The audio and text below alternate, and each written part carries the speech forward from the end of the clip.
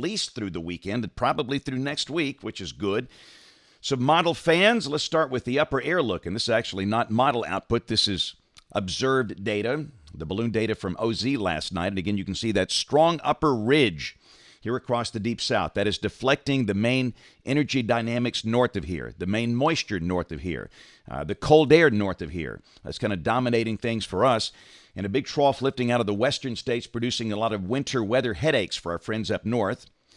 Check the radar this morning about 5 o'clock. It's just not much around. We got a few little sprinkles I see on radar beginning to form across the state. And we'll see a few little spotty showers today, but nothing too widespread. It's a very mild morning. We're starting off the day around 70 in most spots, and that is almost 10 degrees above the average high for the 23rd of February. And again, we're expecting highs anywhere from 80 to 84 today for most spots, much like yesterday.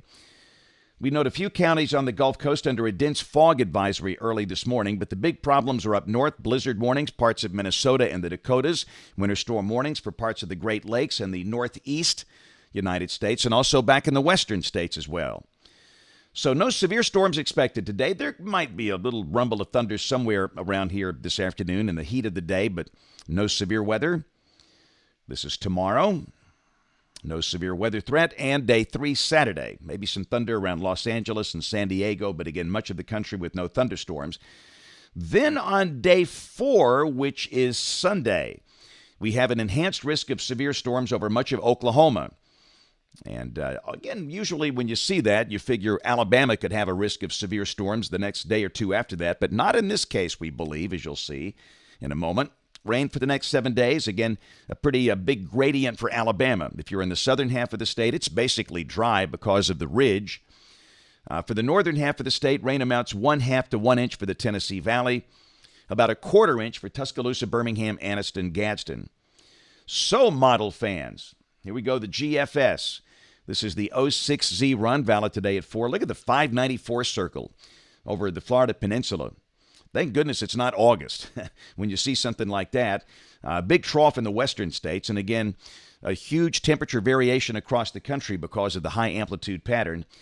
And again, here we're in the warmth, highs 80 to 84 today. Depends on the amount of sun we see, and there could be a few scattered showers today. And we've, again, got a few on radar this morning. Nothing too heavy, nothing too widespread. Tomorrow, noticeably cooler. Highs drop in the 60s for the northern half of the state, 70s for South Alabama. And again, there could be some light rain around, but not raining all day. This is Saturday, mostly cloudy, a few spotty showers. Highs mostly in the 70s, and the same thing on Sunday. So for the weekend, understand, it's no washout here, but there'll be a few showers about Saturday and Sunday with mild afternoons. And we note that surface low Sunday developing southeast of Denver, under 1,000 millibars. And south and east of that over Oklahoma, severe storms could break out Sunday afternoon and Sunday evening. And then Monday, that surface low is approaching Chicago. And it will be very windy. That's a very deep surface low. Nasty icing over parts of the Great Lakes. And again, the deal is down here we've still got the ridge. We've got warm air aloft. The air is fairly stable, and that should prevent the chance of any severe storms on Monday. We'll see how it plays out. That might change, but that's the way it looks now. Monday, mild and breezy with highs in the 70s, and again, a chance of showers and maybe some thunder. Tuesday, that feature is on by. There's no cold air involved. We stay in the 70s. The sky mostly sunny. And Wednesday, partly sunny. Outside chance of a shower. Highs in the 70s. And this is a week from today, Thursday, March 2nd. Positive tilt trough in the west. We've still got ridging over Florida. And that looks pretty quiet.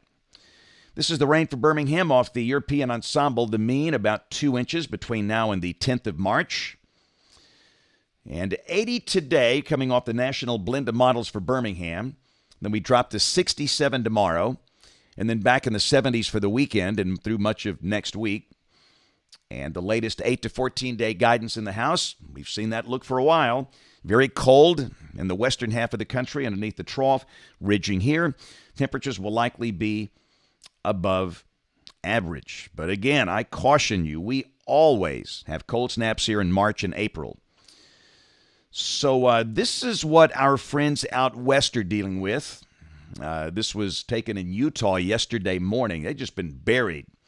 And the snow is pretty much over for them. It's now coming out across the upper Midwest and parts of the Great Lakes and ultimately into the northeast United States. And nice sunset last night. That was taken down at the state capitol, the Gump, Montgomery. And everybody loves a good sunset. You got to stop and look at a sunset. It's good for you, good for your mental health. And I had to mention on this date, we had a really horrible tornado. The 23rd of February, 1975, this was an F4 that came through Tuscaloosa on a Sunday afternoon. And I am very familiar with this tornado because I was within 1/2 mile of the tornado. I was working a radio shift at the Big 1230 WTBC. I was in college in Tuscaloosa. Read the tornado warning on the air, told people all I knew about it, and then the power went out. And the tornado passed about a 1/2 mile east of the radio station on 15th Street. And this is the Scottish Inn on on McFarland Boulevard, right by Interstate 5920. There was a housekeeper by the name of Thelma Hill who was working on the second floor. She was killed in that tornado that Sunday afternoon. I believe she was just 23 years old. But there were many injuries, and again, it was a rough one. And at the time, it was the worst tornado in Tuscaloosa since the one that came through in 1932, the western part of the city. But again, that is yet another reminder. This is the tornado season in Alabama, November through May. So AlabamaWX.com, the notes over there. Headed to Athens today. Got programs at Spark Academy at Coward Elementary School, and then Lindsay Lane Christian Academy. And then tomorrow, Cullman County. See the kids at West Point Intermediate School. And again, no book signing this weekend on Saturday. So we'll have notes on the blog. Again, that's AlabamaWX.com. The next video here by about 2:30 or 2:45 this afternoon. Thanks so much for watching. Have a wonderful day, and God bless.